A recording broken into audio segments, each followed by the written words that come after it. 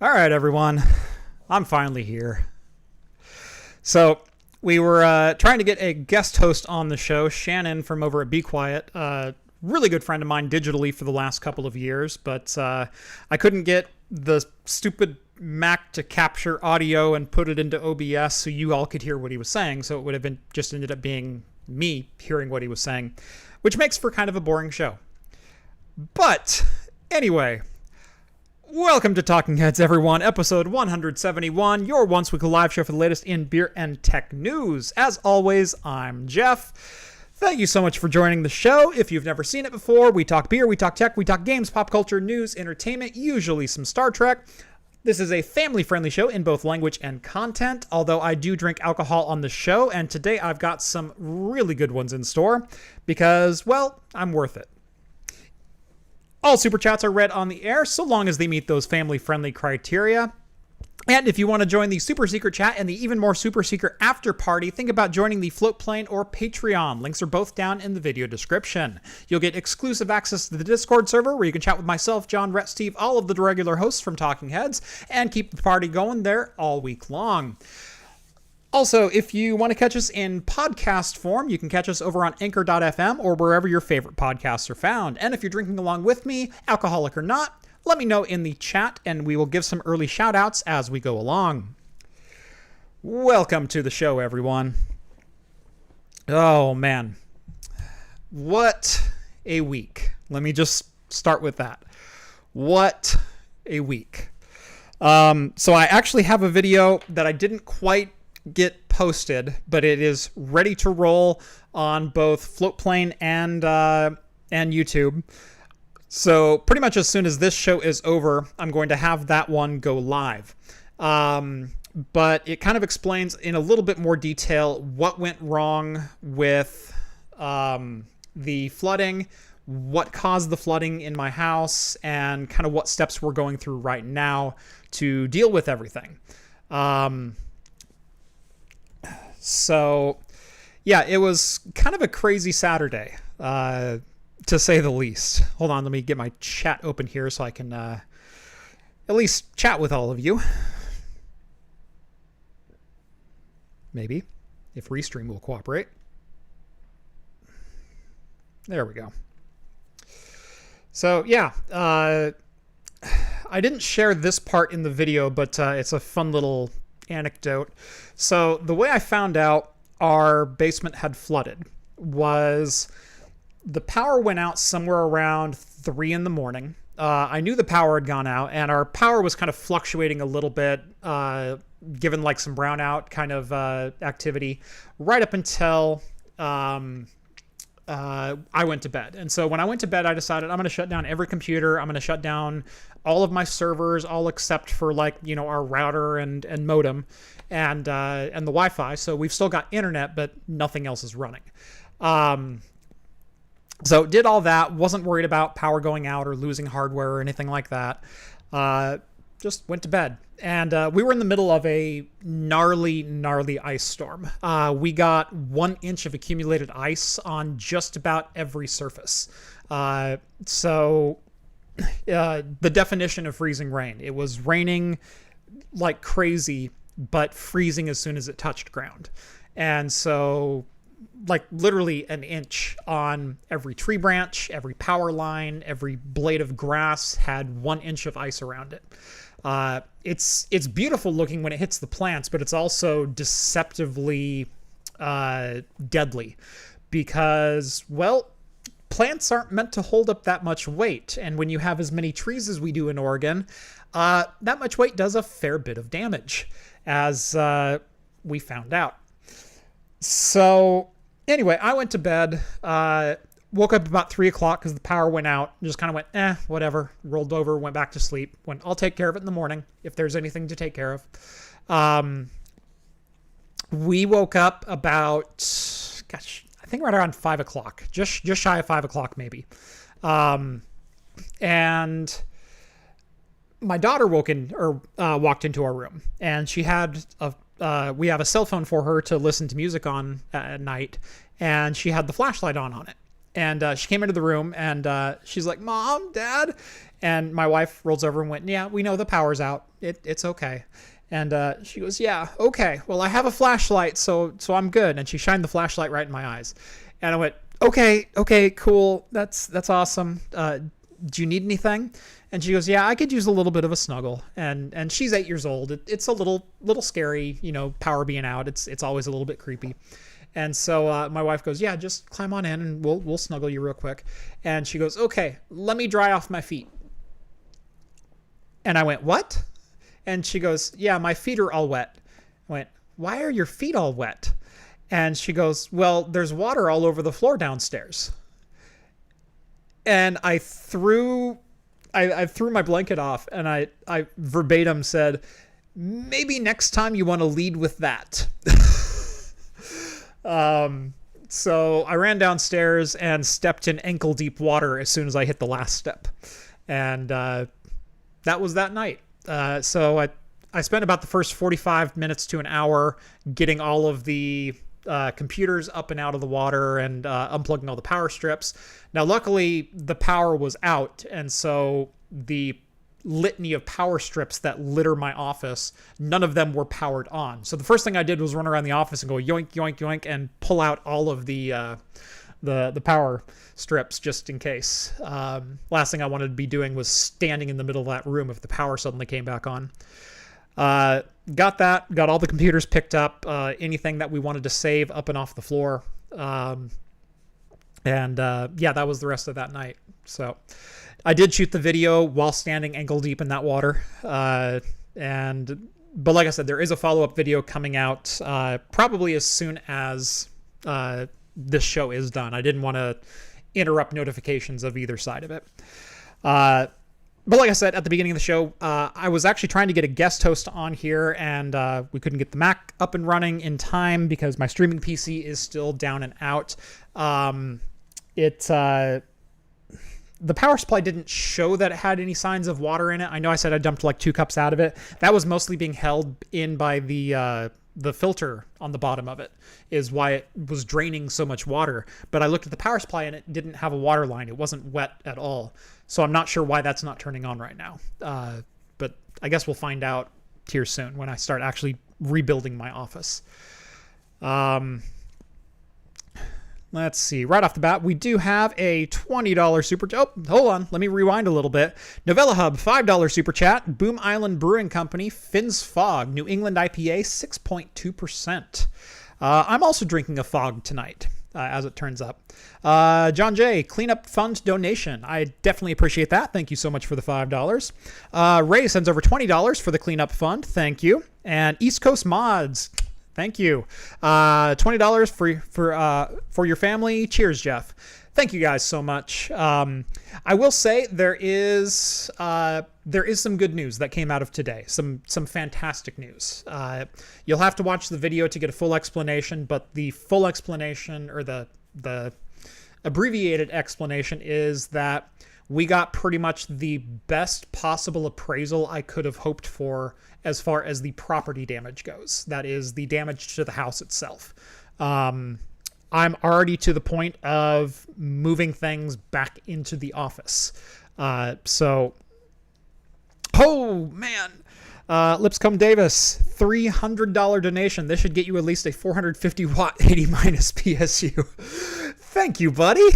I'm sure that will get me back up and going. I definitely appreciate that. Am I insured? Yes, we are insured. However, keep in mind that a lot of insurance companies treat flood, earthquake, and sumps as addendums or additional policy required. Now, where we live, there is an underground river that flows literally right beneath my house. It's usually about 12 feet below my basement. We do have sump pumps in our house, and as soon as I heard sump pump when we were buying, I went, we're getting insurance for sumps, just in case there's ever a failure. And but the thing is, sumps usually have a pretty low insurance cap on them. And in my case, it was $10,000. So we are insured for losses due to a sump failure, but only up to $10,000. it was looking earlier this week as if the repair and rebuild of the downstairs was going to be in excess of $15,000 for water damage. But like I said, we're already starting to move stuff back into my office, and the girls' rooms will be cleared on Friday. So the rest of the insurance money actually can go to replacing the goods that we lost, the actual items. So my daughter's books, a lot of clothes, a lot of toys. And then I did lose quite a bit of hardware in my office. Nothing I'm too freaked out about. A couple of really expensive power supplies. I lost a Be Quiet 1200 watt power supply out of my test bench because my test bench was laying on the ground. The power supply in my streaming PC is still kind of up in the air.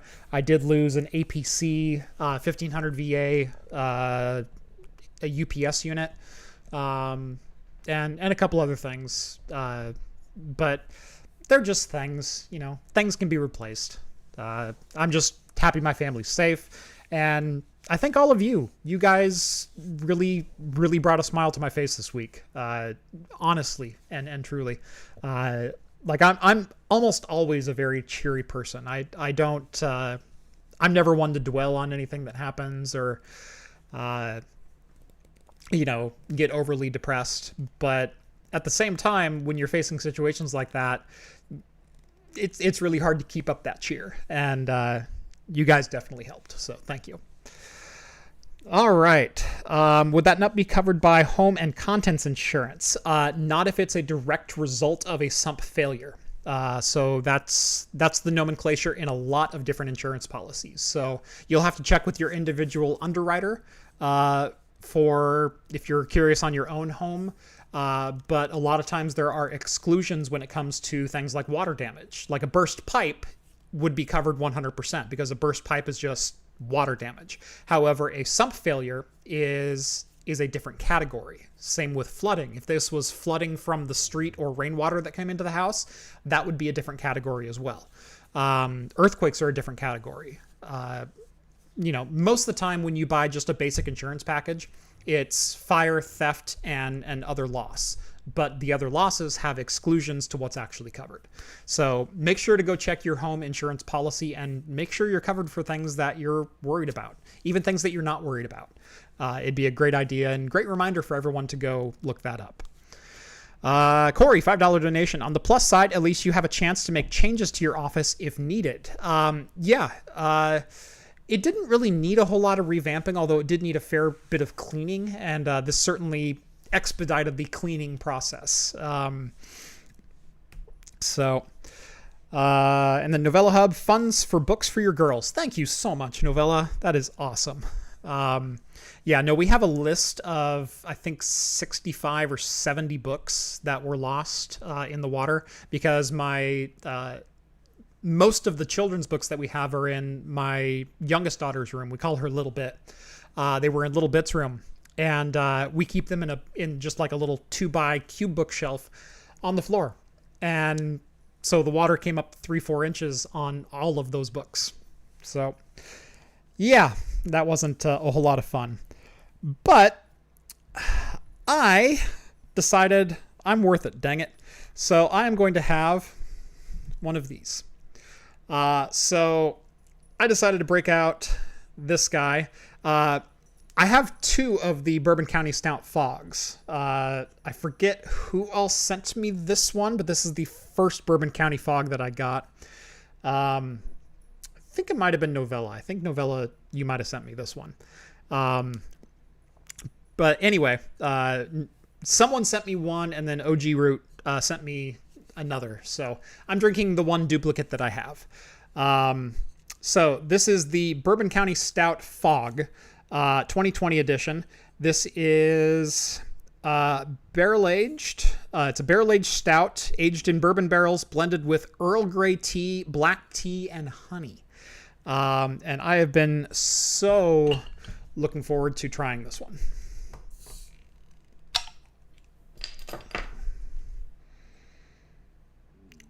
By the way, 14.1%.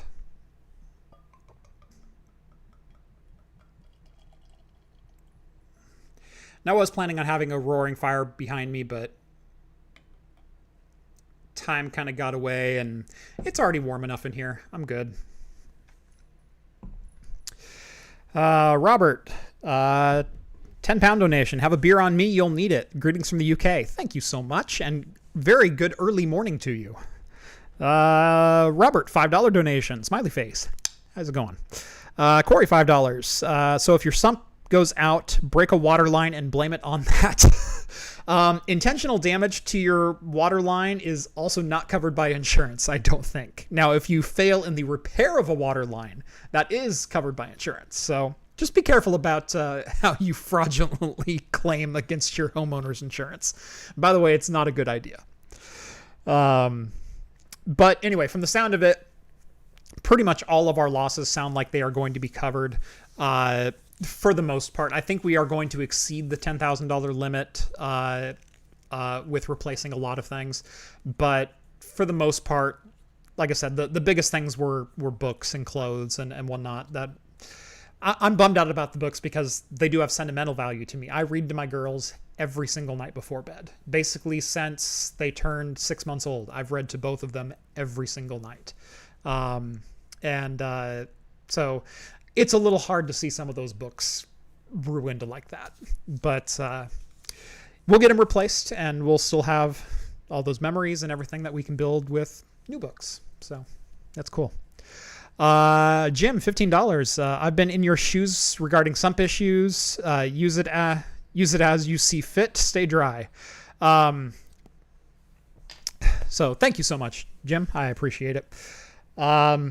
Yeah, this is the second time I've had flooding in my house. Not this house, but we had another incident in my last house that flooded the entire downstairs, and that was about 3 weeks of remediation and full floor repair and ripping up drywall and trim and a whole bunch of other things. Like it was just an absolute nightmare.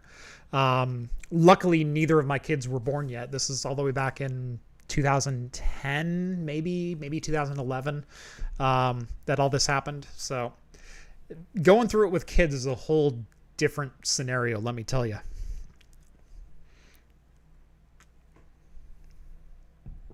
$20 donation. John, hello from Texas. Got power back just in time for the show. Excellent. So glad to hear you guys got power back. One of the things I say in this upcoming video is, number one, any donations in excess of what I actually need to recover from this loss, I'm going to donate to local charity, because there are still, as of tonight, about 150,000 homes that don't have power in Oregon. And we've been in the low 40s, high 30s for a lot of the time. And so while I definitely appreciate it, and it's definitely needed to help get my studio back to where it was, there are other people who need, if I have any excess money, more than I do. So anything that doesn't go towards directly replacing like my daughter's books and the couple of pieces of hardware that I kind of need, or projects that I had planned that got ruined, is going to go back to charity. Probably the Red Cross for the warming shelters that they've started setting up for people, because they definitely need it a lot more than me. We were very fortunate. We only lost power for about 4 hours. I can't imagine the damage that would have been done had we been out of power 5, 6, 7 days. In fact, I got word about 20 minutes before the show started that my wife's parents just got power restored, and they lost power last Friday. So definitely kind of a crazy week for a lot of people here in Oregon and Texas and Tennessee and Kansas and just about everywhere else. Everywhere except Florida. Screw Florida.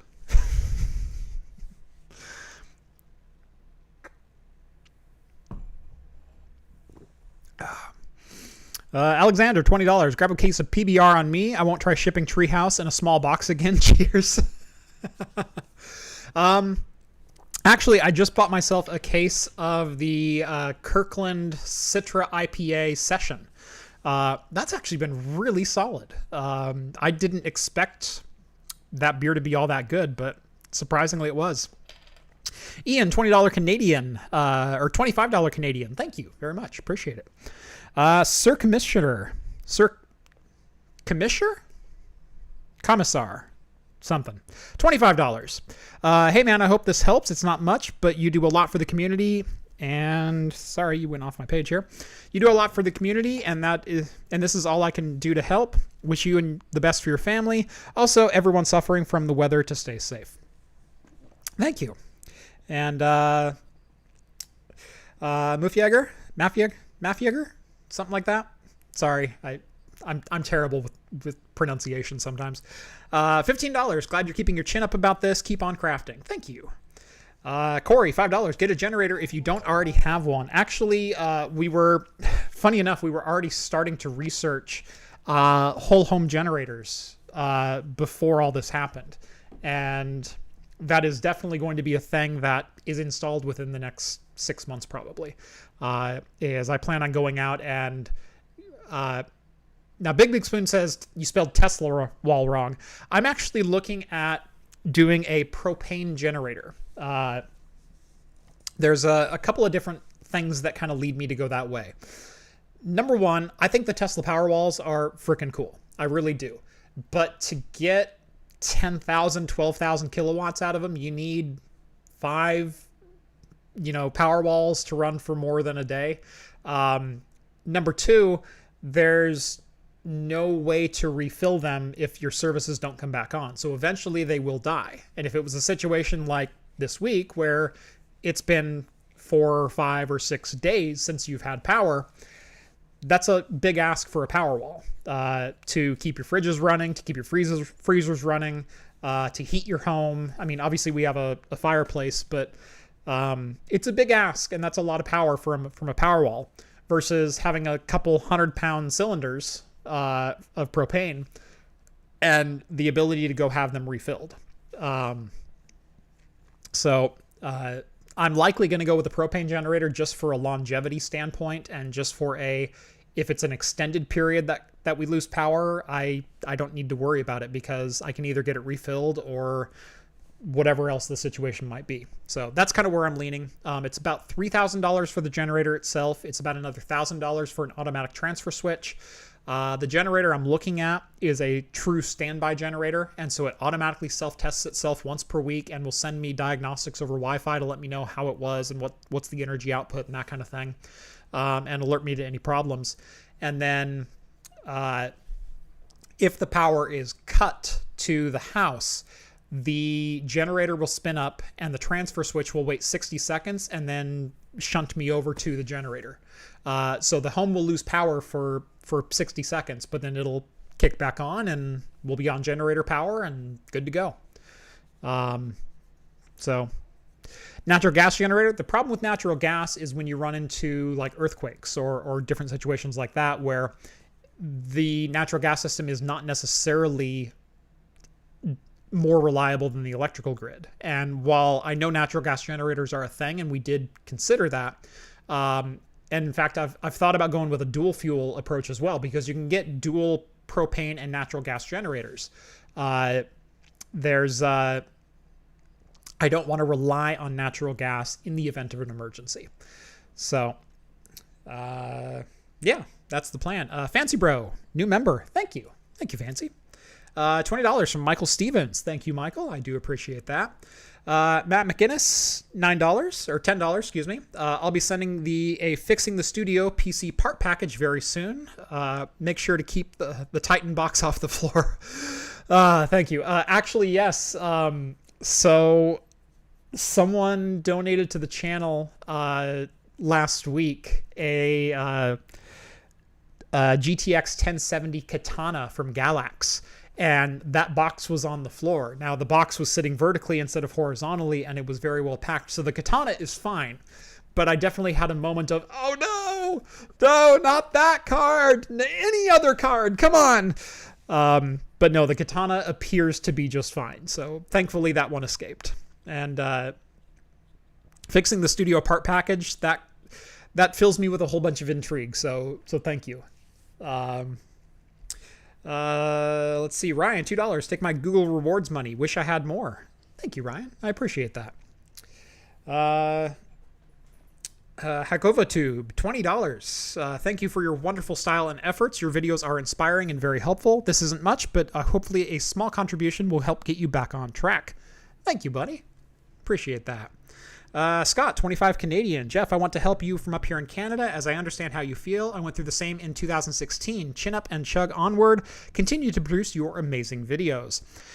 Yeah, it was funny because, like I said, we were only 45 minutes or an hour into cleanup. I had gotten most of the PCs and power strips and everything unplugged and up to the at least the stair landing where they'd be safe.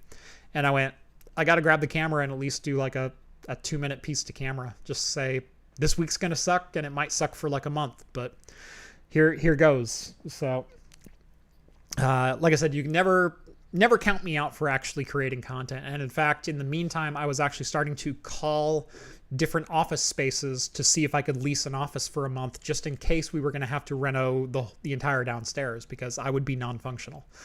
But yep. Doggo do a stretch. Oh, is Doggo on the show? Yep, there she is. That's Ruby. Yeah. Her eyes open just barely. Kosher, $100. I know this isn't much, but I hope it helps out, brethren. Thank you so much, Kosher. Much love, brother.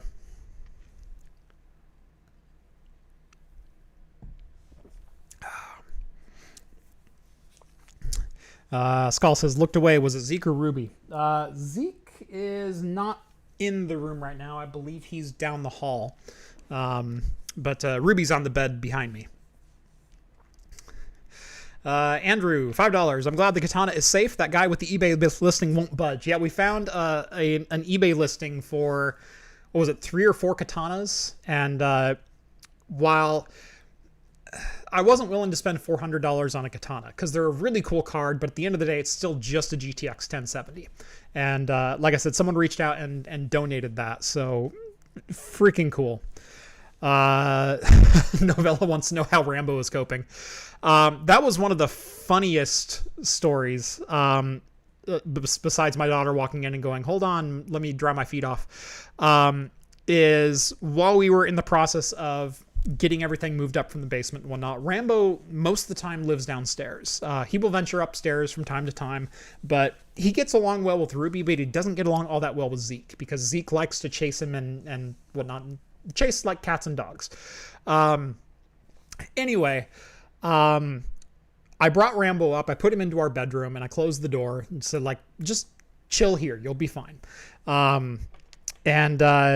We're in the process of cleaning everything up, and all of a sudden I hear this scrambling downstairs.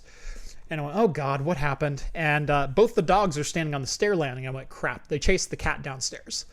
And Rambo bolted downstairs, hit the water, and bolted into my office and then jumped up on the couch. And so he's on the couch, like shaking and trying to get the water off and everything else, going like, I've made a terrible mistake. And so I had to pick him up, and he's just like sopping wet and mad and everything else. Had to dry him out and get him calm before we kept getting things moved out. I'm going to talk about this beer for a second. So, by the way, World Peas, $50 donation. Thank you so much, World Peas. I foresee some investment in shelving to keep electronics off the floor. There's going to be more investment than that, but yes, definitely some investment in some more shelving, definitely some investment in some more garage shelving. Since we moved in a year ago, I've been meaning to get the garage completely cleaned up. I've got it to the point where I can park my car in it now, but there's still too many boxes in the way to move around it efficiently. So this situation has kind of preempted or motivated us a little bit more, shall I say, to finally tackle the garage and get all of our storage in order as we need to. So yes, there might be some storage videos coming up. There might be some other things. Hops and Brews wants to know what I'm drinking. Do you really want to know what I'm drinking, John? Because you're going to be mad.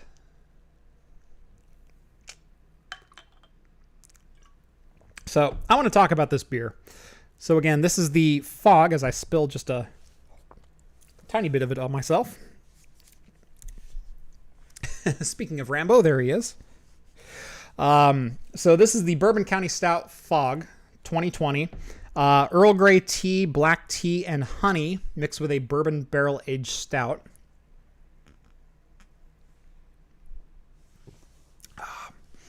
And that is just wonderfully smooth. Like, stupid, crazy levels of smooth. But it's 14.1%. It's super, super sweet. Almost bordering on too sweet. But it's playing that line very, very nicely, especially with the black tea in there. You definitely want to be a tea drinker to truly enjoy this one. And I do enjoy a really good cup of black tea.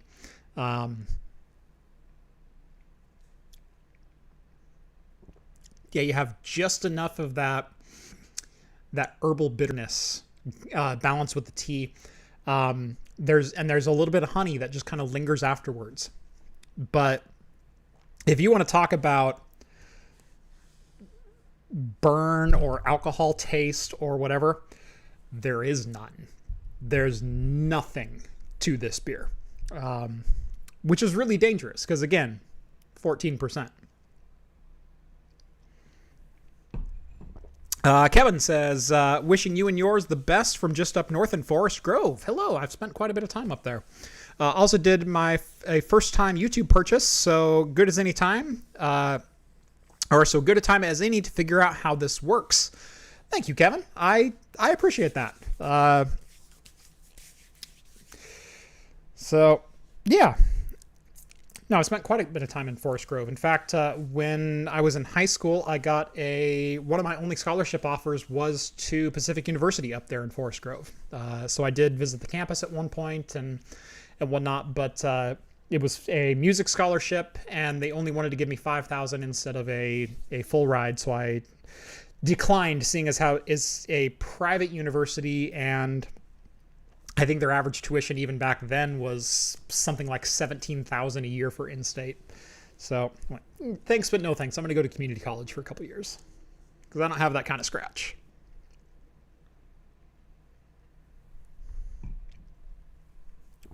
Emma says, I drink Earl Grey because of my grandparents. Then I watch Star Trek. Yeah, I started drinking Earl Grey because I watch Star Trek. Now, Earl Grey is definitely not my favorite tea. Like I said, I really prefer a black tea. But it's definitely not bad. Let's see. Do you like Earl Grey for the taste, or do you just want to be like Picard?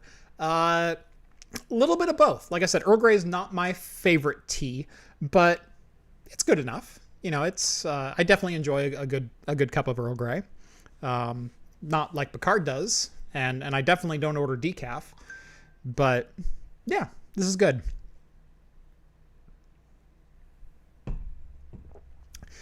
GI Pilot says, Whiskey Tribe did an episode on steeping tea into their whiskey. So for those who don't know, March is going to be cocktail month here on the channel. So every video, every live show, we're not doing anything with beer. Every video is going to be a different cocktail. So it's going to be a fun one, but I've got some really interesting cocktails that are coming up. A couple of like truly craft cocktails where I'm going to have to go out and buy some really obscure liquor or spirit or infusion or something like that to make them. I'm going to go out and buy all the right fruits. So if I'm making a pomegranate inspired one, it's going to have an actual pomegranate, not just syrup in it. I'm seeking out to do my cocktails properly for the next month. But one of the things that I want to do that was introduced to me a couple of years ago, I think back in 2018, we went to PAX West. In fact, I took all the John, Rhett, and Steve up there. And one of the things we did was we stopped by the Starbucks Roastery. And they have a full bar there. And a lot of their drinks are coffee inspired, obviously. Well, one of their drinks that was not on the menu was an old fashioned. And the bartender made me an old fashioned. I was talking about how I love going out and trying cocktails and whatnot and learning a lot more about the craft. And she reached out to me and said, or she said, well, can I make you an old fashioned? I said, I would love one. She goes, okay, this one's not on the menu. I said, okay, that's totally cool. So she hands me the old fashioned and I take a sip and she goes, I want you to guess how I made this. And I said, okay. And I take a sip and I went, it tastes like mezcal, but I know you wouldn't do that to me. She goes, nope. And I took another sip and I went, it's like a mezcal old fashioned, but you said whiskey, right? She goes, it's whiskey. I said, but it tastes like mezcal. What did you do? And she goes, that is whiskey cold brewed through coffee and then made into an old fashioned. And so I'm going to recreate that cocktail, or at least try to.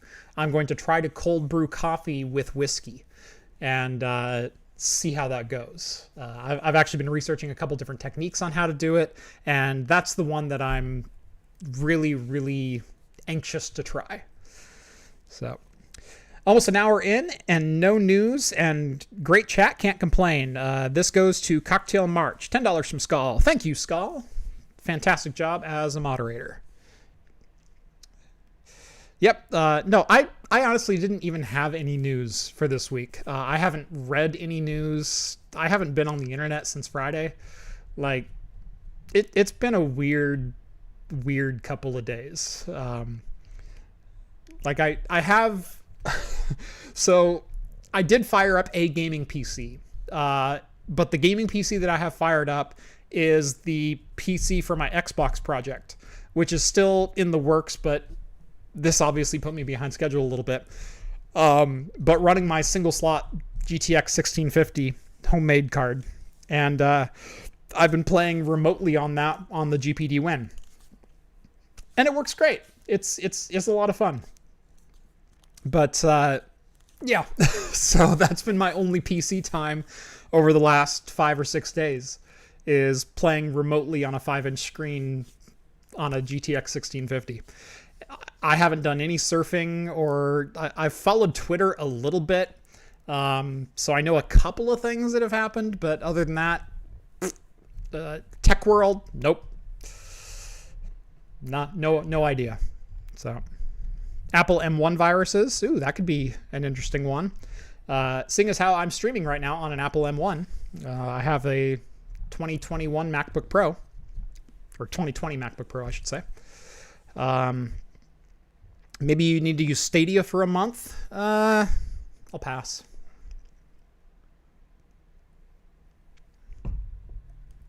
Mars rover tomorrow. That's right. Hope all the rigs are okay from the water. Your videos have made me look at older gen stuff and make it worthwhile. Thank you. That's from Deceptive Cobras. Thank you. No, that's one thing I like doing is, number one, I've always been geeky towards the server end of things. I love the high end horsepower. Kind of like there's semi enthusiasts and I mean like semi truck enthusiasts like Peterbilts and things like that, where there's enthusiasts who build up their their tractor trailers to extreme lengths. They're not even meant for hauling anymore. I kind of think the same way about servers, where I'm not necessarily building a sports car. I'm building a semi, and I'm building it out of used parts and things like that. And I still want it to do cool things, but it's not your typical pimp my ride style do cool things. So, and I got asked earlier today, why haven't I done any X58 stuff? The reason I haven't done any X58 stuff is because I lean very heavily on performance per watt. And while X58 stuff still holds up, if you are overclocking for gaming. And even then it's starting to be questionable, because a 4 gigahertz 5650 kind of barely matches a Ryzen 5 2600 under the best circumstances, but draws double the power of said 2600. let alone a Ryzen 3600, let alone a Intel 10100. I mean, there are so many processors out there now that sip on power that are so much more efficient than x58 and run faster at lower clock speeds. That's what efficiency gets you over time. So while you can still game on x58, when you apply that to the server realm on a pair of 5650s, number one, you're only looking at 12 cores, 24 threads. You're still paying $20 a piece for those processors, and you can't overclock them on a server platform. And so they're running at 2.66 gigahertz with a turbo of 2.9. They're not exactly speed demons. Where the E5 2650 handily beats those at 2 gigahertz. So, yeah. An E5 2667 is almost the same as a Ryzen 1600. Yeah, you're right. Actually, I'd put it at a Ryzen 1700 because clock for clock, it's almost the same. But that's also a 130 watt processor versus a 65 watt processor. And so at stock speeds, we're talking half the power draw for the Ryzen 1700. And still slightly faster single core performance. Arthur, $10 donation. Just discovered your channel a week ago. Inspired me to get working on my Net Plus certificates before graduating this fall. Cheers. Left Hand Brewing Bittersweet Imperial Coffee Stout tonight. Best of luck. Left Hand Brewing, I love a lot of their stuff. Most of what I get out here is just their traditional Left Hand Nitro Stout, and that's always delicious. I've also had their white chocolate nitro. That's a really good one. Bittersweet Imperial Coffee Stout. That sounds really good from them. Like I said, I really like Left Hand's nitro stuff. It is so good. So yeah, that one sounds really interesting, especially a bittersweet and imperial coffee. You have my attention. Let's see. There were a couple more. I love how accessible used Supermicro makes highish end server gear. Dual 2680 V4 is a lot of threads. That is a crap ton of threads. Let's define that as a crap ton of threads.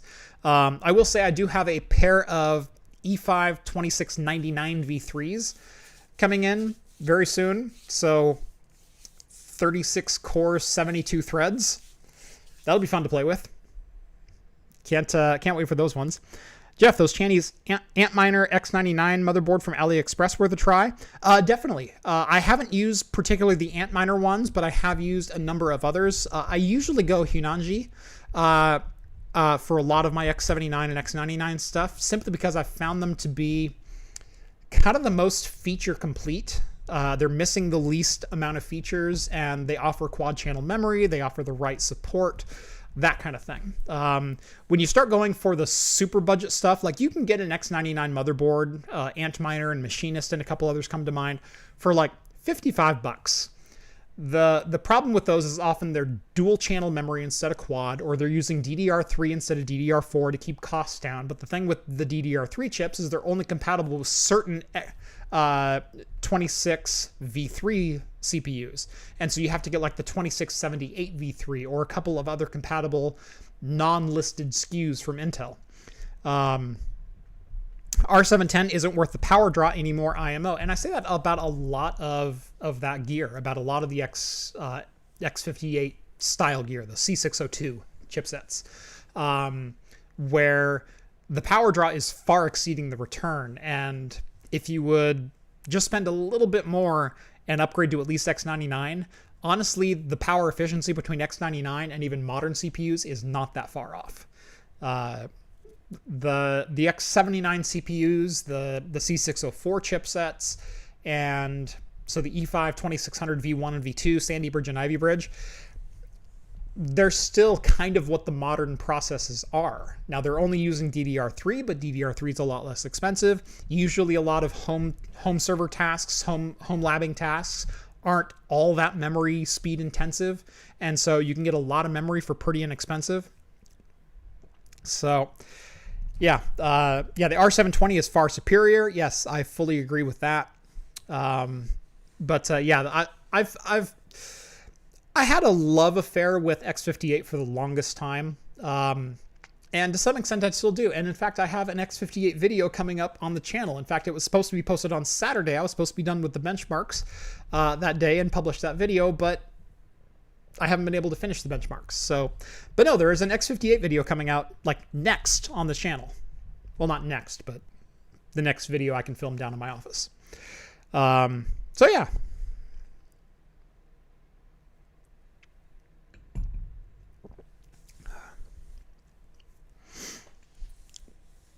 A few R720 XDs, R320s, and R730 XDs. Ooh, very nice.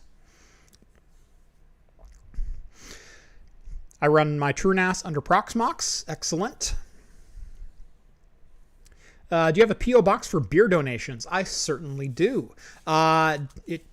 If it's not down in the video description, it will be very shortly. And as I'm speaking this, I'm sure Skull is busy copying and pasting.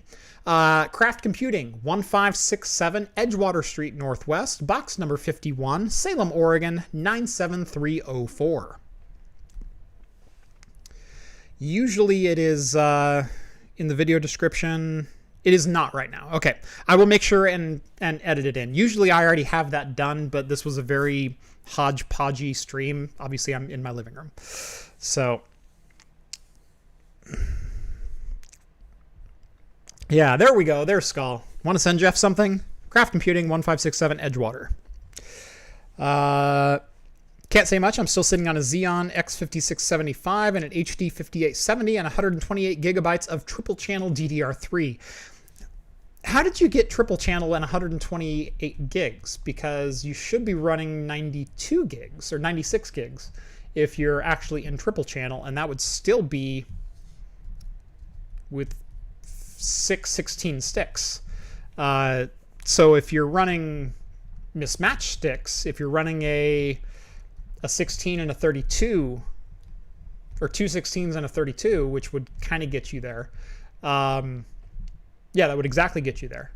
I don't know if you're actually running in triple channel. You might want to check that.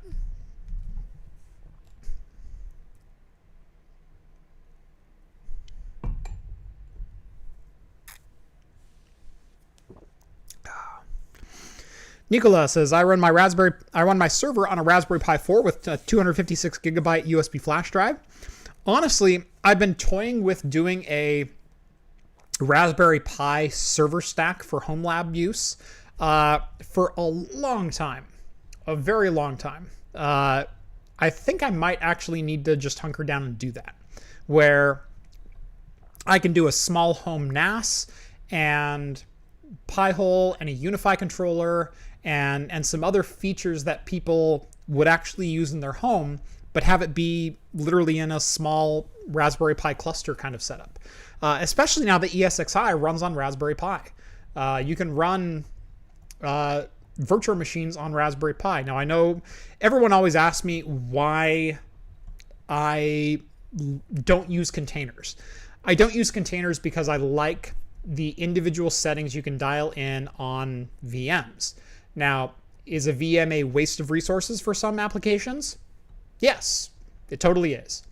But if you have an excess of resources, why not throw the resources that you have at tasks? So while you could run a whole bunch of containers on Raspberry Pis and the services and whatnot, you're still just sharing CPU time. And honestly, virtual machines pretty much do the same thing. So as long as you have the CPU cycles to run all the services that you plan on running, it's 6 one, half a dozen another. It really doesn't matter.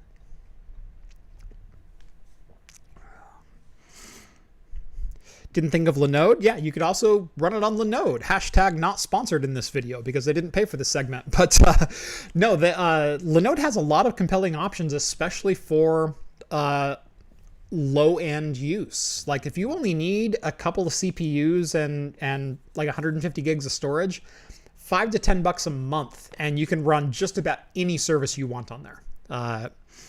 So this episode not brought to you by Linode, but the next one probably will be. So Linode.com/craftcomputing today to get a $100 60-day credit and get your home lab started today. That's Linode.com/craftcomputing. And now back to the show. By the way, this space for sale.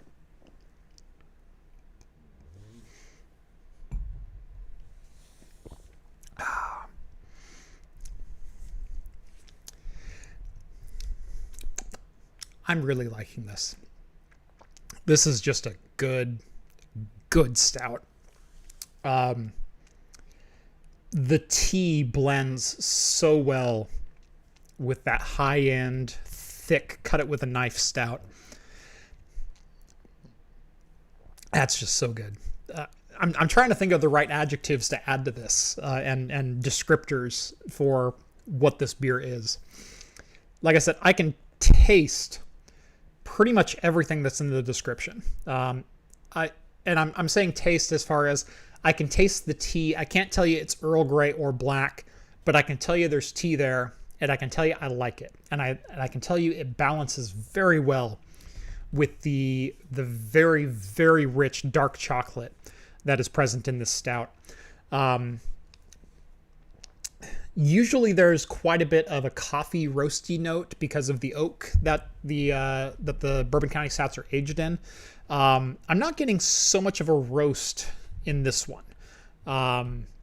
So it's a little bit dialed down on the coffee, a little bit dialed up on the chocolate, and a very bittersweet dark chocolate. And you've also got that, like I said, a little bit of herbaliness in the tea in there. And then just a little bit of honey to finish it off. It's quite good. Quite good. I can't wait to age this bottle for like a year or two and then try it again. Mike, $25. A little something for the flood recovery effort from the Techno Tim mod team. Oh, thank you. Thank you, man. That is awesome. And tell Techno Tim what's up. He'll know what I mean.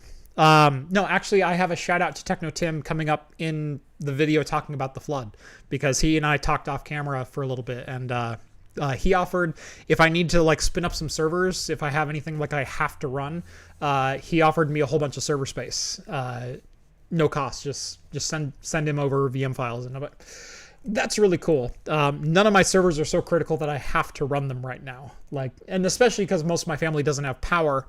I don't have to worry about Plex being down or anything like that. Hops, so you're drinking my bottle? I'm drinking a bottle. By the way, I had 3 of these ones in my fridge today. So, Techno Tim, I love that guy. Yeah. But no, he was one of the first people to reach out when I posted that flood video. And like I said, he immediately just said, what infrastructure do you need? I'll fire it up right now. And you just let me know. So huge shout out to Techno Tim for being there. And a lot of the other professional YouTuber community, YouTubers, PR vendors, etc. They reached out in droves and said, man, if there's anything we need from you, or if there's anything you need from us, just let us know. Like I said, one of my biggest losses as far as hardware goes was a Be Quiet 1200 watt Pure Power 11. And I mean, that's an expensive power supply. It's like a $300 power supply. And Be Quiet just went, yeah, that's cool. Anything else you need? Did you lose any fans? You know what? I think I lost a kit of like 3 or 4 Noctuas, and they're like, okay, cool. Were they the high-speed ones? I said, yeah, they were the industrials. They'll say, okay, cool. We'll send you 4 of the high-speed Silent Wing 3 PWM in 120 and 140. I went, okay, cool. That'll definitely cover me. And I've had a number of other vendors reach out as well and like, dude, did you lose anything of ours? What do you need? We'll get it back to you.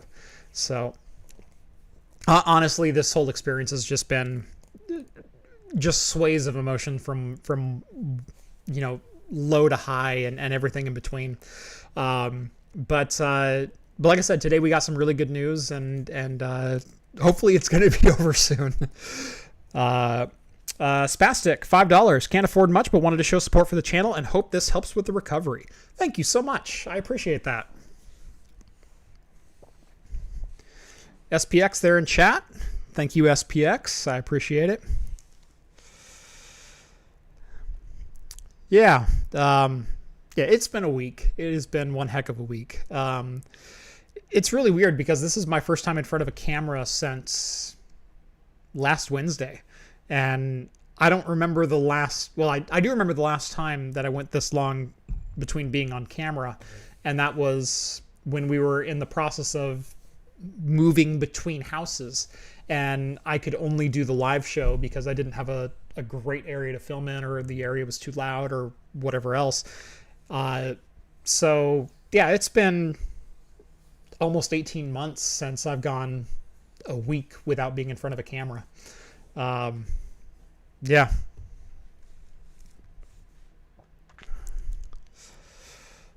Let's see. What else is in chat? Like I said, I looked up some stories. Retailers are already raising the price of the RTX 3060. Are you surprised? Like, it's not even announced yet. You know it's going to be driven into oblivion. Probably one of the funniest stories that I saw this week was that Nvidia is going to start remaking the RTX 2000 cards, so we won't be able to buy those either. Because you understand, if they start selling RTX 2000 cards again, it's not going to free up the market space. It's just going to mean that miners buy all of those cards instead of only the 3000 series cards. That's how supply and demand works. And miners' pockets are deeper than gamers. Who knew? So,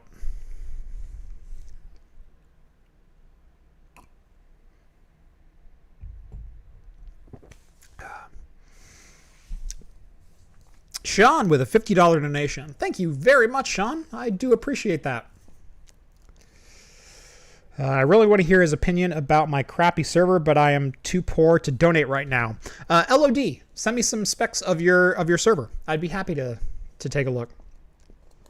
You don't have to donate to get airtime on my channel, although it does help. So I read as much of the chat as possible. And today it's all about the chat. Let's see. Shove it in a closet with its own AC.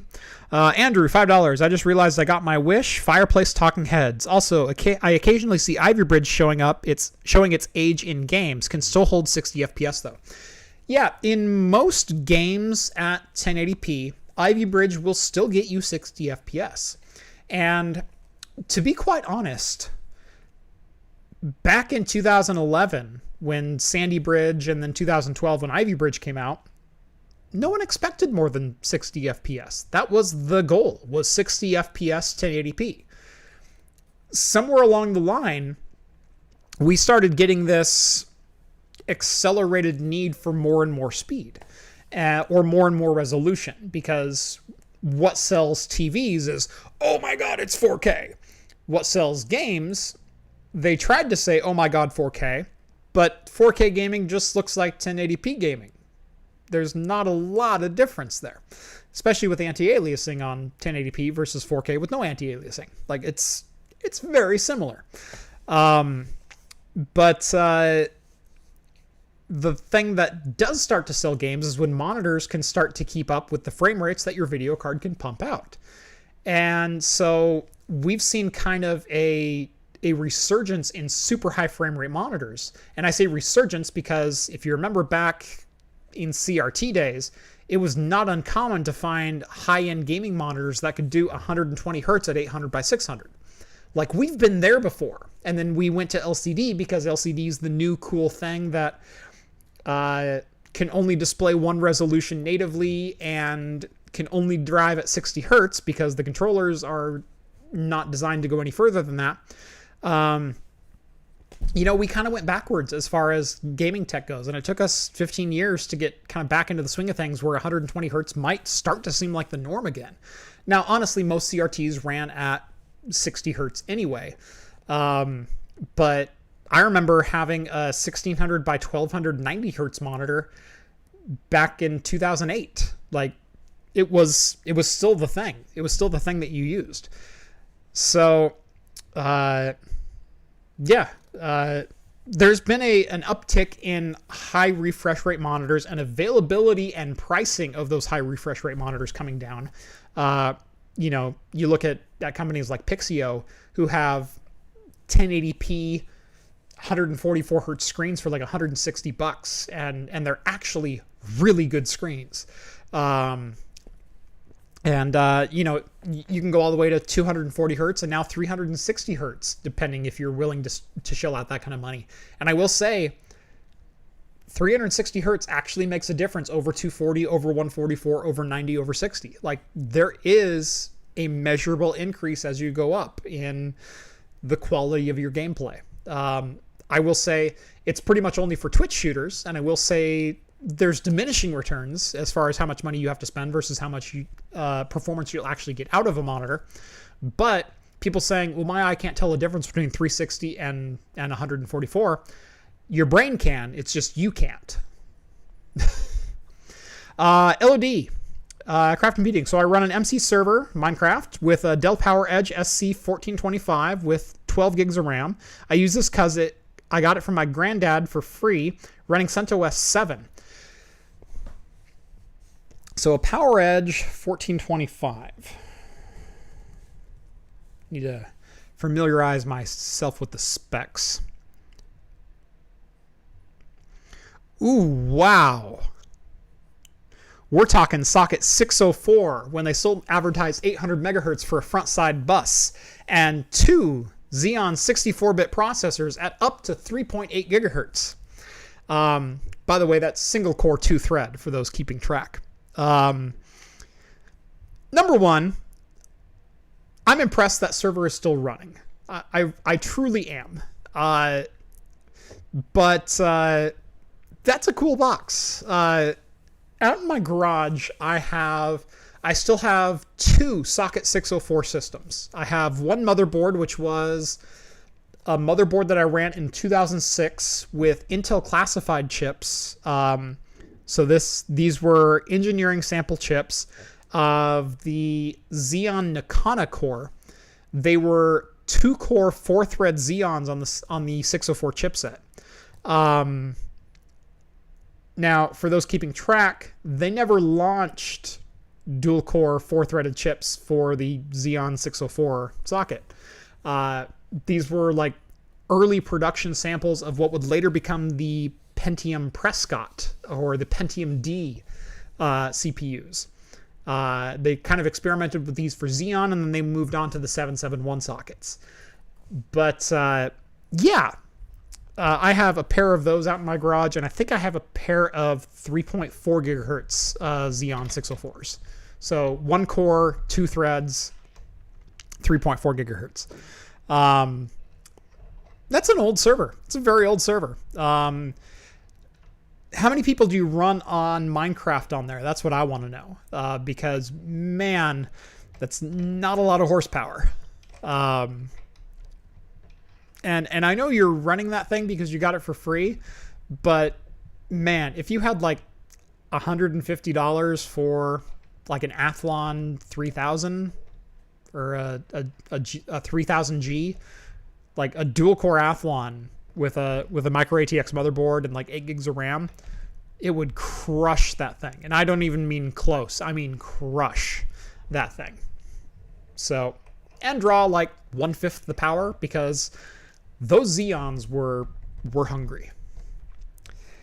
Frank Mather, $10. Thank you for your videos. What's your opinion on Unraid for Plex server?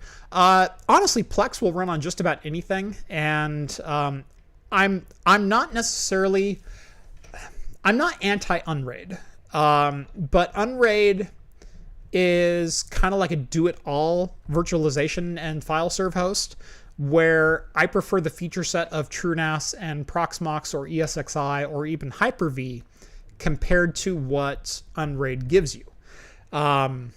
So it's not like I'm anti, like Unraid sucks. Unraid has its place. The place that I see Unraid in is you have one server and you want it to do everything. In that case, it's a great value. If you have multiple servers, though, and you can afford to have dedicated hosts for different things, there are better options out there. Plus, Unraid costs $50 and everything else is free. But, yeah, Plex, like I said, Plex will run on just about anything, especially if you can give it just a little bit of encode power. So, Rambo went somewhere. So yeah, just a little bit of encode power. So if you've got, you know, a Quadro P400 or a GTX 1060 or some kind of Pascal or better card, you can get some great performance out of Plex on just about anything. So yeah, that's my opinion on it. Let's see. Tanner, $25. Love your home lab content. Just moved my main server to Proxmox, and I will get my other one on Proxmox here in a few weeks once I get some more time. Excellent. Thank you, Tanner. I appreciate it.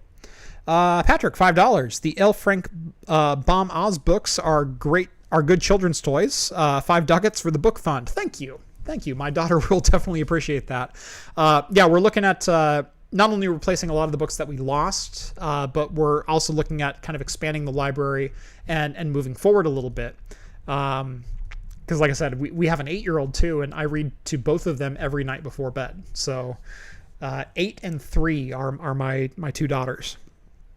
Josh, $10. Building an HP Z440 project while I watch. Xeon E5 1603 V4 to Eon's 2680 V3 CPU swap. Really enjoyed, and I've really been enjoying your channel. Thank you, Josh. Yeah, the Z440 is a great starter place for a lot of X79 / C60. No, it's C612, isn't it? Chipset systems. They're pretty easy to work on. They accept pretty much any hardware, which is actually shockingly still rare for HP systems. They kind of went a little bit more proprietary with a lot of their gear, especially when you look at starting with like the Gen 8 series servers. They're a little bit tough to work on sometimes, but the Z440 is still a great platform. So no, and the 2680 V3, great processor. So have fun with that.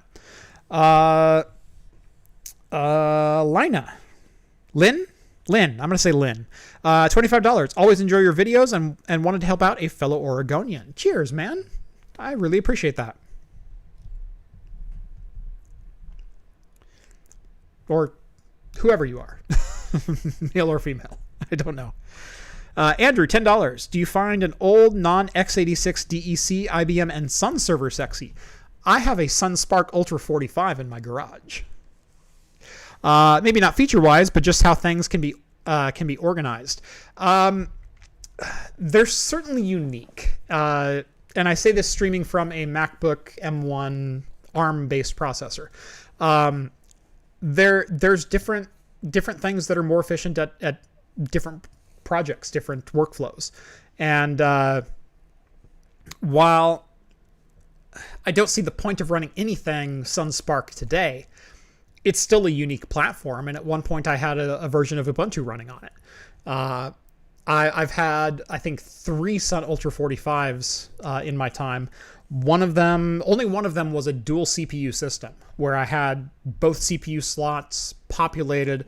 I had all 8 RAM slots populated. So I had something like 4 gigs of RAM in there. Might have even been, I think it was 8 gigs because I think it was DDR2 days. But yeah, so I've played around with some non-x86 hardware.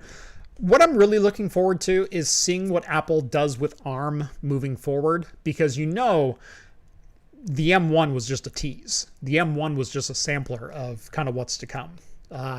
Especially if the rumors end up being true about a 32-core high-power ARM CPU. Not like 16 light and 16 high-power, but like the 4 high-power cores that we got in the M1, but cranked to the max, and 32 cores inside of a Mac Pro expandable tower. Oh, like, give me some of that. Give me some of that. But yes, I do find alternate architectures a little bit sexy. Yeah, not going to lie.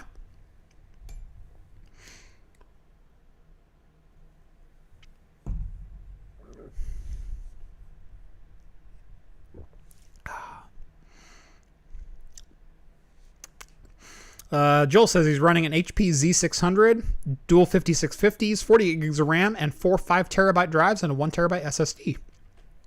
Pretty solid little rig. No, I ran dual X5650s in a couple of different systems that I've had. Most recently was a Mac Pro that I did, I think, way back in 2017. I think I rebuilt that system. Yeah, it was one of my earlier videos. I actually have a video on upgrading that system and flashing it over to a version 5.1 Mac, because it was only a version 4.1, so it wouldn't take the 5600 series CPUs. So, but no, and honestly, those CPUs still kind of have their place. They're certainly not the fastest things anymore, and I don't recommend anyone go out and buy them anymore. But at the same time, I also don't feel this huge rush to need to replace them if they're still doing what you need them to do.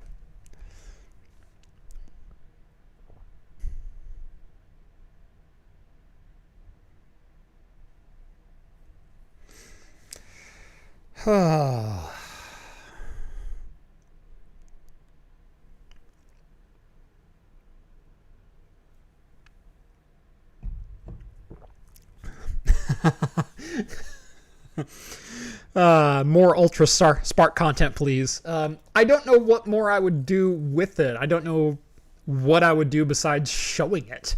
As I said, the Ultra 45, I want to say, is from 2007. So, yeah, 14-year-old Ultra Sun Spark technology.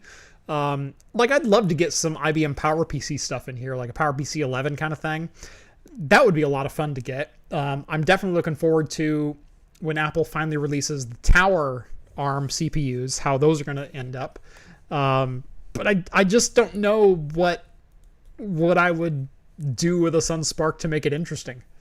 I'm more likely to do a Xeon Socket 604 video than I am a Sun Spark video.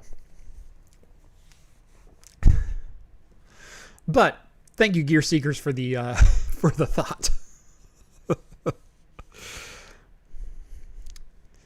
Long time viewer, what's the main topic today? That's what we're talking about. Jeff with a video running OS2 Warp. Actually, I had toyed with a video of why do I like computers? What are the games and systems and programs that got me to love PCs? I've toyed with that idea a couple of times. Maybe going back and showing some of the games that brought me into the PC ecosystem and why I fell in love with the ecosystem and the gaming environment itself. And start like way back, like Warcraft 1, Dark Sun, which was the Dungeons and Dragons title for DOS. Harry Whodunit, the Bugs Bunny Hair Days. So many old DOS games that made me a PC gamer for life. Austin, $5. Had the chance to get a free alpha ES45 server. However, I didn't want to see my power bill go up. Went with the McAfee FW1100 rebranded R610 instead. Yeah.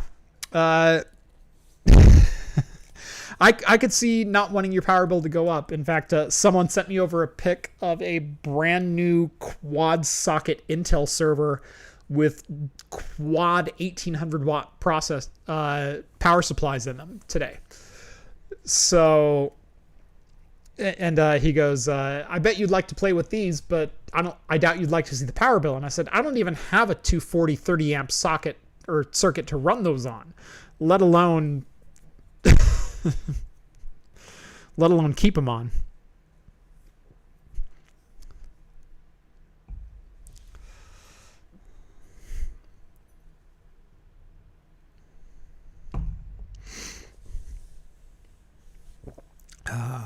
Descent, yeah. I could fly the Descent ship like a sewing machine using only my original IBM keyboard. So I had a custom key map that I had saved where I would have both hands. So I would have hands on one number pad and these hands on WASD. Oh yeah, old school. By the way, that was before WASD was the default move key, because before we used the arrow keys and then control to fire and space to activate and X to jump. That used to be the key combo. And then we found out that you could fit a lot more keys into your range if you went WASD, but that didn't happen until like 2000. So yeah, but no, I had a custom map for Descent that it was literally like flying, like I felt like I was like L-Cars flying a ship, like flying a shuttlecraft in Star Trek.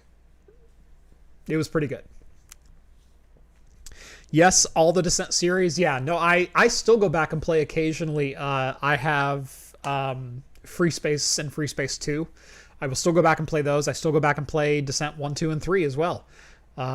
Great games. Diablo was another one, another dungeon crawler that I sunk way too much time into. Jeff flying a spaceship with a typewriter. Kind of felt like it. But in my brain, it was an LCARS control panel, and I was, navigating like a shuttlecraft or something. Yeah. My first VR experience was with Descent. So was mine. Yeah. On the old, like, what looked like a HoloLens kind of projection system. I don't even remember the name of that headset, but it was this giant, bulky headset. Like I said, kind of had these lenses that are very reminiscent of HoloLens from Microsoft. And it ran at 640 by 480 and 30 hertz. Like, modern specs, it was awful. And even back then, it was like, ooh, it looks really pretty, but I'm going to throw up. It was awful, but also awesome. Let's see. Ruben, $5. Hope the flood didn't take out too much. Any plans for a Plex VM GPU encoding tutorial in the future? I actually just did one not that long ago. Running Plex with GPU encoding inside of Proxmox. I did a full tutorial on doing pass-through. So pass-through okay for me, but not encoding properly. There's a couple of different steps that you have to run to make it encode. Number one, you do have to have a Plex pass because it is a premium option inside of Plex. Number two, you might need to either you need to verify that it is truly passing through and the NVIDIA driver is working inside of Plex, and you can do that by typing in NVIDIA-SMI to give driver information for any NVIDIA cards that are installed inside your virtual machine. If you do that and it shows nothing, then you don't actually have the card installed properly. If you type it and you get an error, likely it is still detecting your virtual machine is running as a virtual machine, and it will disable the card. So it's like code 43 in Windows.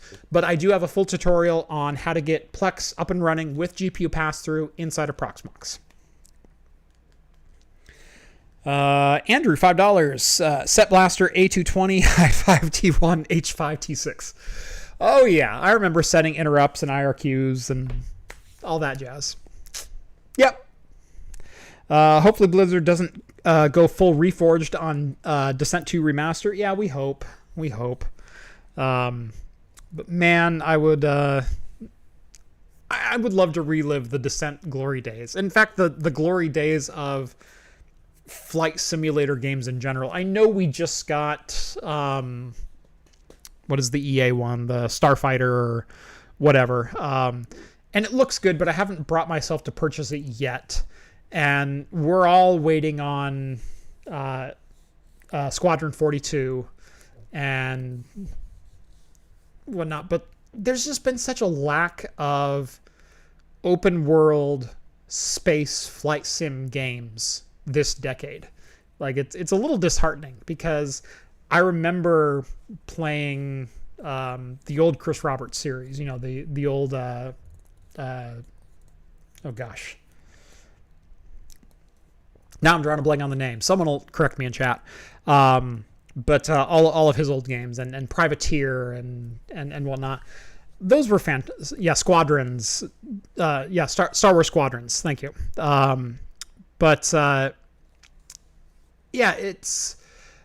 There's been a genuine lack of good space sim games. I have played Elite Dangerous, and while it is very good, it's very, very good.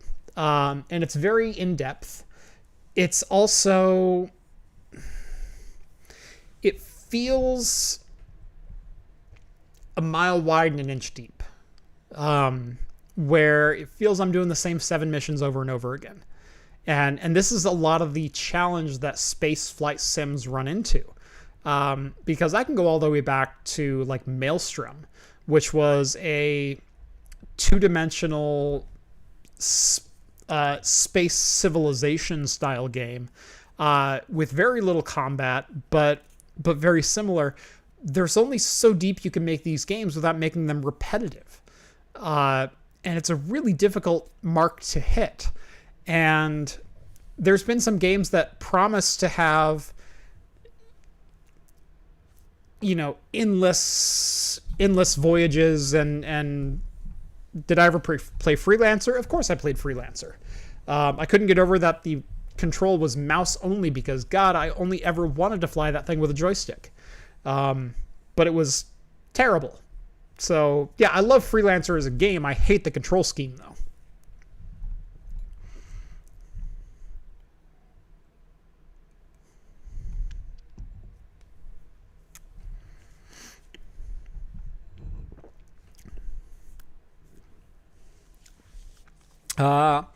Nicopool, $5 Australian. I'm assuming that's Australian.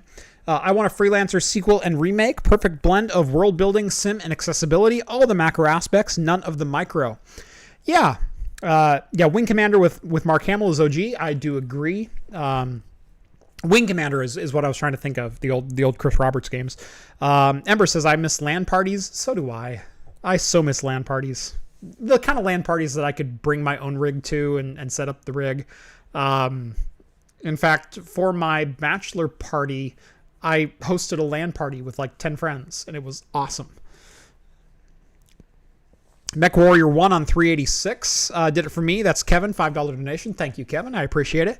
MechWarrior 2 with the ATI 3D Rage Edition, which was the full 3D accelerated MechWarrior 2. That's the one that did it for me. That's the one where it's like, I'm never going back. I had a lot of fun with a lot of the DOS games and everything else. But I would say between Descent and MechWarrior 2, those were like, console ain't got nothing. Like Metal Warriors for Super Nintendo was a phenomenal game that no one remembers, but it was a MechWarrior style 2D scroller platformer that was actually fairly deep in the mechanics. There was like 7 different mechs that you could drive, all with different abilities and defenses and offenses and whatnot. And they were a heck of a lot of fun. But yeah, MechWarrior 2, I'll never get over playing that on, gosh, what was that system? It was a Windows 95 box, I want to say. And it was one of the first 3D accelerated Windows games. Yay, my new power strips are here. I haven't seen the cat in a while. He's been floating around. Okay. I just saw him like 2 minutes ago. Just making sure you're aware. Yep. Let's see. Dan Bongo, $5. Been toying with a Dell T5500, dual 5680s as my toy home lab. Thanks for the inspiration and everything else. Here's to the water recovery going well. Thank you so much. I appreciate that. Yeah, no, I actually owned a T5500 for a small time. In fact, I think I still have a T5600 out in my garage. I'd have to go look. I only have the single CPU. I don't have the daughter board for the second CPU and memory for it, though. But I do have one. So they were fun systems. They were really fun systems to build. Novella Hub says, say hi to the producer. I would, but she'd yell at me at this point because I'd have to yell. Yeah, producer audio. Yep, producer showed up momentarily. Come here, Roo. Come say hi. Come say hi. Come say, get up here. Get up here. There's Ruby. There's a Ruby girl. Yeah, I do. XCOM is great. I never really got into any version of XCOM. Like, I just couldn't. I didn't buy into the universe. I didn't buy into the gameplay. I didn't buy into the mechanics. I don't know what it was, but it's this game that seems to have this incessant following and one that I've never understood. And I make no, I mean no offense to anyone who likes XCOM. It's just not for me. I don't know why. And I like games of that style usually. I just couldn't get into it. Kerbal and Civ 5 got me into computer gaming. Burnout's PS2 emulator and ROMs that keep me going. Yeah. There's one game that I'm so irritated you can't emulate properly. And that's Burnout Takedown. That's Burnout 3 Takedown. So racing games were the other things that I am just hooked on. I love racing games. I love any racing game. F-Zero, go down the list. I love racing games. But Burnout 3 Takedown was the perfect blend of arcade and destruction and full speed and physics don't matter, but still just a good looking game. And it was for the original Xbox and PlayStation 2. And you can emulate it on the PlayStation 2, but there's a consistent issue with the PS2 emulation of it in that it turns the sky black unless you turn your renderer over to software and then back to hardware inside the gameplay every time you load a map. And for some reason, that'll render the sky properly then. But every time you load a new map, it goes back to a black sky. And it's just breaking. Like, the game runs perfectly, except for that.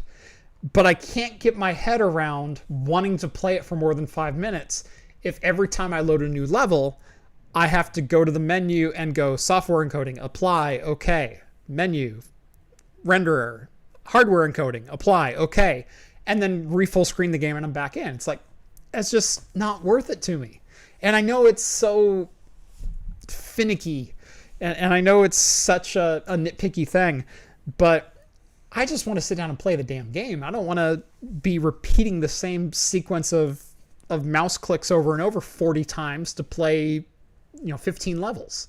It doesn't make any sense to me. So I hope that that PCSX2 gets that resolved here pretty soon, because I would love to play Burnout 3 Takedown beginning to end again, because it was one of the games that I 100%ed on the original Xbox, and I kind of want to play that game again. It was a heck of a lot of fun. The closest thing we've got to it is the Criterion. After Criterion was purchased by EA, we got Need for Speed Payback, which was very similar to Takedown, but it was also EA-ized, where you had the weird voiceover and the open world gameplay that they tried ever since Underground 2, and I never really bought into. It's like, just send me to a race and let me drive. Don't make me go around the map and honk my horn to challenge people and meet at this intersection. That's not what I'm playing this game for. I'm playing this game because I want to knock people off the road. Not because I care about EA Overdrive or whatever the hell they call their... This is Crash FM. No, that's not why I play this game.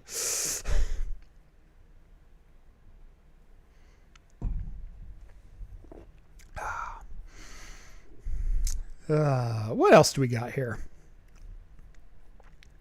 Jeremy, $5. Worth my time switching to Proxmox from Zen Server. Over the last couple of years, I've spent a lot of time in ESXi, Zen Server, and inside of Proxmox. And I fall more and more in love with Proxmox the more I use it. It is definitely a system that I think is overlooked a little too often in the industry. It's very powerful for what it can do, for especially when you get into the clustering of it, and the high availability. Like in an open source operating system that is $0 to license and use, versus Zen Server, which is paid for any version that you want of it, and ESXi, which has a free version, but any version worth using is a paid version. There's a hard argument to be said against Proxmox for its central manageability, ZFS integration, and just overall feature set of what you can do with that OS and that hypervisor. That, and it's just open source KVM. It's just a shell for KVM, but it's a dang good one. So, Big Spoon, $20. Congrats on the new pool in your basement, buddy. # pandemic vacation. I plan to send you a Brad Gossi children's book. I'll see when it gets here if it's something that can be read to my children. Actually, I completely forgot I had a package from Bite My Bits, and I forgot to ask him if I could open it on the air. So if you give me about 15 seconds, I'm going to run downstairs, and I'm going to open a package that is completely unopened from Bite My Bits. And you'll either see it or not. So hold on. I'll be right back.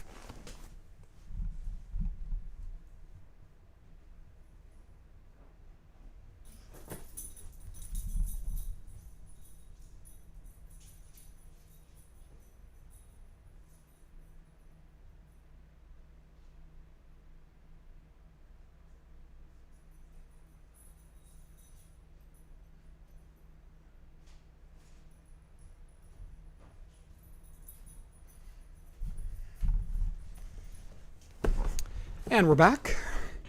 So this was a direct Amazon purchase. And I know it's from Jason because Jason sends me things addressed this way. We'll just say. And I'm opening it down here just in case it's something I can't show on the air. You son of a bitch. Jason bought me some water alert sensors. You son of a bitch.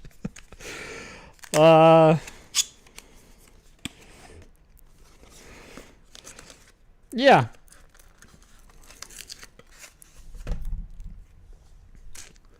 Water alert sensors. That's awesome. What do you get the man who has everything? Something to keep his basement dry. Thank you, Jason. Thank you. I actually appreciate that. And I will probably install them. So a lot of people ask, well, don't you have high water sensors? We do. They also run on 110. So they're kind of useless when the power goes out.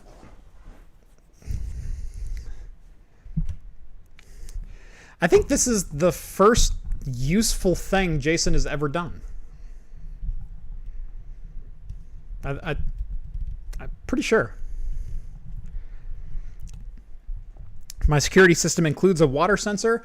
Yeah, both of our sumps have battery backups and high water sensors and failure alarms and a whole bunch of other things. But it all runs on 110. And when the batteries don't work, none of the rest of it does either. So I end up with my daughter coming into my bedroom saying, can I snuggle with you guys for a little bit? Oh, hold on, my feet are wet. Yeah.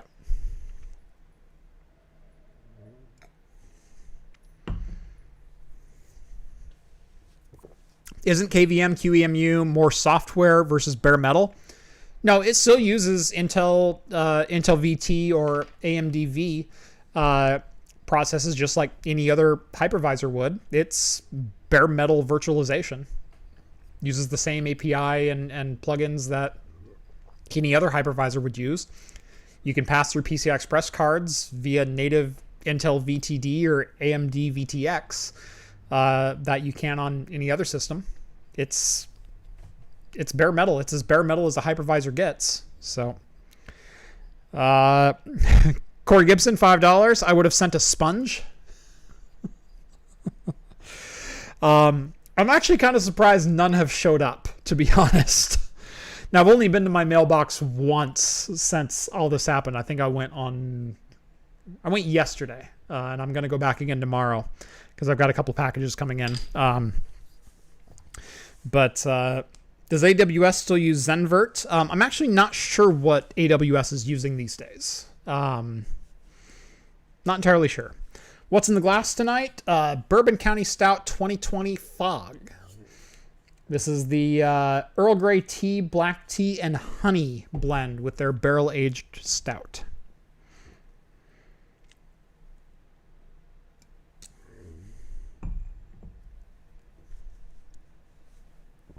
And it's quite good. Very, very good. It's getting better even as it warms up. Like, it's just good.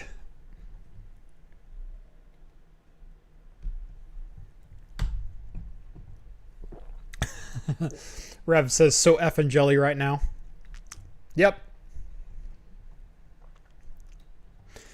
AWS switch to KVM. Okay, there you go. VMware is still the best hypervisor. It's pretty good. There's a lot of good hypervisors, though. There's also some really bad ones. I'll say that.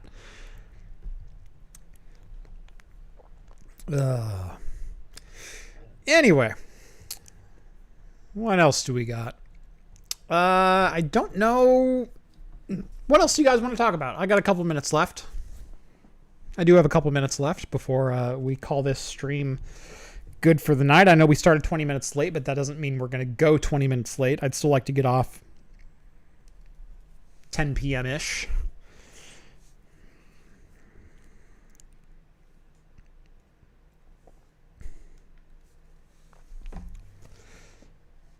Do you like Hyper-V? I administered Hyper-V for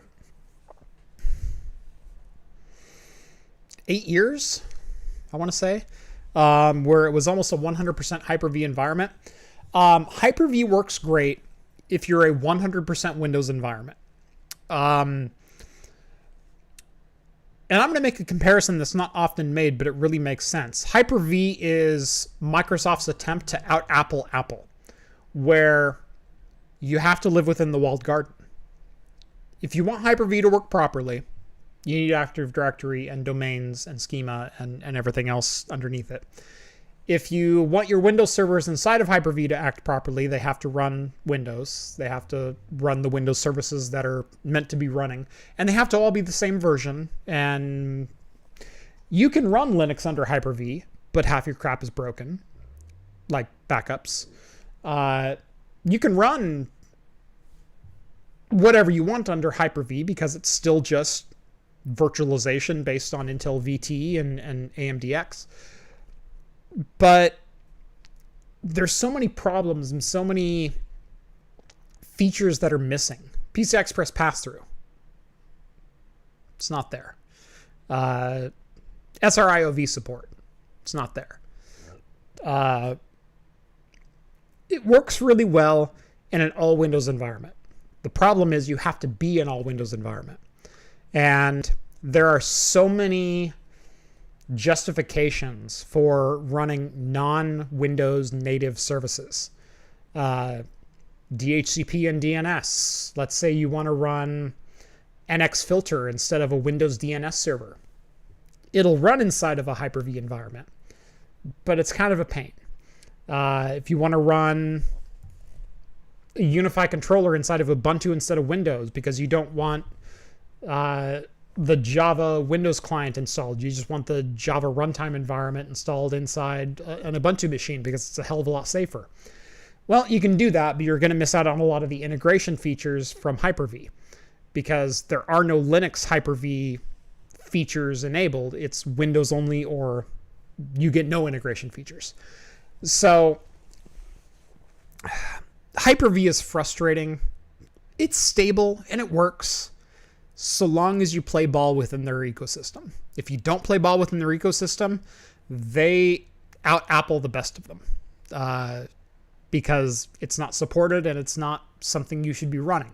So, yeah, that's my opinion. Ian, $10 donation. I'm 25 and need to get my life together. I've been into computers since I was 5. I've been interested in networking and service for a long time. Do you have any tips on how to get into the industry? That is a great question. And one I don't know that I'm fully qualified to answer because I've kind of fell into the industry. I started off my college career as a music education major. I was going to teach band and do private lessons for a living. And I spent about a year in college, and then I thought back to all of the band teachers and conductors and private instructors I had ever had and realized that all of them were 60 years old and had had that job for 35 years. So it was pretty good job security if you had the job, but those were the only positions available. And I didn't feel like if I ever got married and had a family and whatnot, I didn't want to live at the whim of wherever I had a job available and that's where I need to live at. I wanted to choose where I live and then choose a job based within that geographic region. And I needed to have a little bit, I wanted a little bit more freedom than what it gave me and a little bit better job security because 20 years ago, what was the thing that was cut first from every single school budget? It was the music program. It was the choir program. It was the this, it was that. And when you go music education, you don't get a second in math or you don't get a second in this. You're a music education major. And that's what you're endorsed in. And that's what you can teach. So you either get one of the 150 jobs in the state of Oregon as a band director, or you go hungry. So I chose not to go hungry. I fell into my network position at age 21. I started on the help desk. And by age 23, I had become the second in-command server administrator. And by age 25, I was running the department. And at age 25 through wherever else, I ran the department. So, yeah, it was not your usual foray into tech. What I will say is certs are way more important than formalized education, because certs can be done on a much more modern basis, where a computer science degree or computer networking degree is often based on 10-year-old technology. So a modern certification, so if you want to go the Cisco route, you get your CCNA, your CCNS, CCN Plus. You get all of your Cisco certs, and you go hardcore into Cisco because no one's ever been fired for buying Cisco. Or you get your Net Plus certs, or you get Windows administration certs. That's pretty much where I went with a lot of things. Is I have a Windows Server 2008 R2 and deploying Windows Vista certification. Those are my certs. I'm certified to deploy Windows Vista with Windows Deployment Services. So, yeah, that's how you get it. Gear Seekers, ever tried nested virtualization with ESXi inside Hyper-V? What are you, a masochist? Good God, Nick, what the hell are you doing over there? I mean, I know you guys are upside down, but I didn't know you were upside down and backwards. Ugh. Novella Hub, I just ordered a children's book for your girls. You should see it soon. You will know it from me. You will know it is me from the book title. Thank you, Novella Hub. That is so cool. Let's see. Vista for life, baby. Yeah. No one says that. I did say on the air the other night, I think I was on the Discord after show chat. We were chatting on Saturday night after I had dried my feet off. That Vista, as bad of a rap as it gets, it was actually okay. Vista got a bad rap for driver and compatibility support, which laid mainly at the feet of third-party vendors, of driver makers and third-party manufacturers and software developers. It didn't necessarily lie with Microsoft, but the thing is, if something doesn't work on Microsoft Vista that does work on XP, Microsoft gets the blame. Best response ever. That is the response I was expecting. Have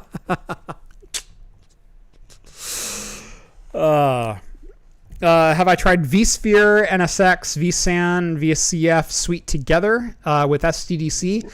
I've never ran the entire suite. I have a license for just about anything that I want. Insert Captain Jack Cat here. Yeah, no, I've never ran the entire suite in deployment because, number one, I never had $5,000 to spend on licensure to make it actually legit. Number two, I didn't have $5,000 to spend on a whim to possibly migrate off of a Hyper-V environment where my data center licenses for all my Hyper-V servers were also free. Because that's the one thing, that if you run Hyper-V, you can run Windows inside Hyper-V for free, as long as you pay for the either device or user CALs. And so it really lowers the price of getting Windows Data Center and Windows Standard. Where Data Center is usually like $1,700 per license, and then you have to pay device and user CALs on top of that, depending on how it's going to be used. So DHCP server, you have to license devices to get DHCP leases. So you have to estimate how many devices are in your environment or will be getting DHCP leases at any certain time. And that server has to be licensed for that number of devices or you fall out of compliance. Now, there's really no checks and balances in that because who the hell keeps track of that many DHCP records? But that's the way the licensure reads, is if you run a Windows Hyper-V server with a Windows virtual machine underneath it as a DHCP server and only a DHCP server, you need device licensure for every device that gets a DHCP license from it. Yeah. So that's also what I think of Hyper-V. Is screw the licensing because they've licensed themselves into oblivion. Because no one could ever possibly be in compliance with Hyper-V and Windows licensing. It's not possible. Even Microsoft doesn't know how their damn licenses work. You're damn right. They don't. They don't have a clue how their own licenses work. Because they will say, well, you need this license and this license to run this. Oh, you have Visio on top of that? Oh, you need this extra license, which is the Windows Server 2019 plus V2 3-pack that does the... Sir, that's their licensing scheme. Like, it is absolutely ridiculous.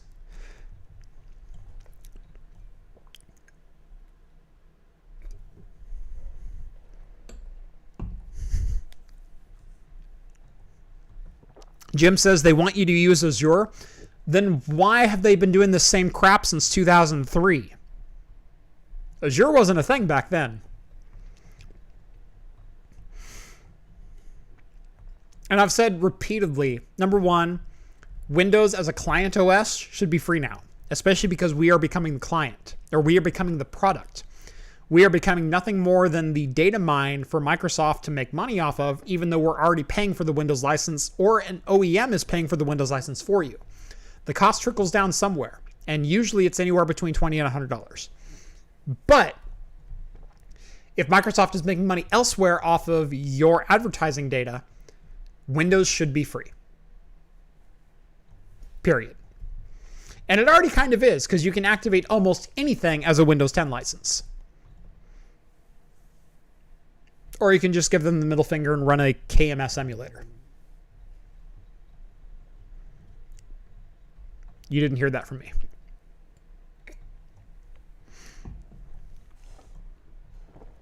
All right. Yep, that's why you never hear a company getting audited and fined on the paper. I've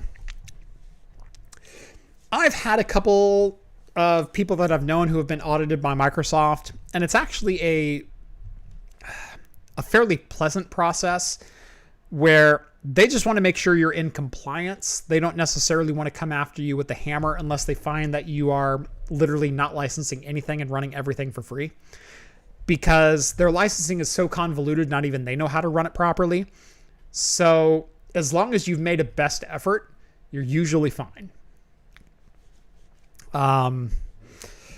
But yeah, it's really frustrating. Microsoft's entire licensing schema is so incredibly frustrating and convoluted. There is no possible way to run everything 100% correctly. But all that being said, it is 10 after the hour of 10 o'clock. This has been a fantastic beer. Oh, Big Spoon, will you light the fireplace for the after party? You know what? I just might. So we'll see. But anyway, this has been a fantastic beer, and overall, I think a pretty decent Q&A and show. Thank you all so much. Now, I said this in the video that will be coming out literally in like an hour.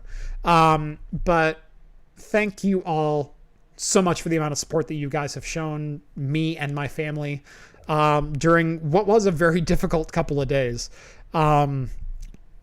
Luckily, I think the worst of it is behind us. And as I alluded to early on, we got probably the best possible news from our appraisal that we could have hoped for. So watch the video when it comes out. I go into a little bit more detail there about insurance and everything else. But I try to make it interesting so as to not bore you. But truly, I mean, I do this for a living. I get paid because you guys watch, but you guys absolutely make it worth it. I don't know how I ever got so lucky with the community, but the community who watches my channel is the best. And I really do mean that, because Look at my Discord server. Where else can you have 500 people on the internet gather and no one's a dick? I don't know. Like, it's rule number one of my server is don't be a dick. And really no one is. And it's amazing. So thank you all for that. The D, $5 Canadian. Yay, fireplace. Yes. So fireplace will be lit during the after party. Please come join. Michael, $2 donation. A little bit booked fund. Thank you so much. My daughter definitely appreciates that. John J, s'mores. I don't think that'll be cooking s'mores over there. Yeah, Ruby might get upset if I'm leaning over her to cook s'mores. Maybe another time. Maybe during the summer. Well, I've got an outside fire pit as well. Maybe we'll do some s'mores this summer. Anyway, thank you so much for watching this episode of Talking Heads, number 171. As always, I'm Jeff. Make sure to like this video if you liked it and subscribe to Craft Computing if you haven't done so already. Catch me on the replay over on Anchor.fm or wherever your favorite podcasts are found. And if you want to join the Discord and the super secret after party, think about joining the Patreon or Float Plane. Links are both down in the video description. You'll get exclusive access to said Discord server where you can chat with myself, John, Rhett, Steve, all of the hosts from Talking Heads, and keep the show going over there. Thank you all so much for watching. It's been an emotional week. It's been a rough week, but we're coming out the other side, and it's been pretty great. So thank you all so much. For those who are a member of Floatplane and Patreon, I will be over in the after party momentarily. And for the rest of you, I will see you next Wednesday. Cheers, guys.